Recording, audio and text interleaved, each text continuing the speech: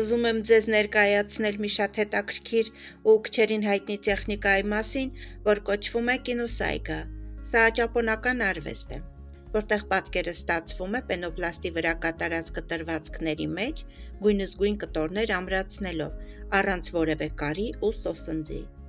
Այս աշխատանքը, որը հիմա դուք տեսնում եք, իմ առաջին աշխատանքն է։ Արդեն 15 տարվա պատմություն ունի։ Այն երկար տարիներ զարդարել է նախ մեր բնակարանը,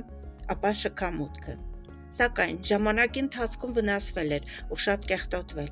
Անկեղծ ասած, նույնիսկ մտածում էի այն դեն նետելու մասին, բայց վերջին պահին մտափոխվեցի ու որոշեցի վերականգնել։ Ցավոք չունեմ սկզբնական վիճակի նկարները, քանի որ չէի պլանավորում պահել այն, բայց հիմա ամեն ինչ անում եմ, որպեսզի այս նկարին նոր շունչ տամ ու վերադարձնեմ իր նախկին տեղը։ Դե ինչ, կարծում եք ստացվեց։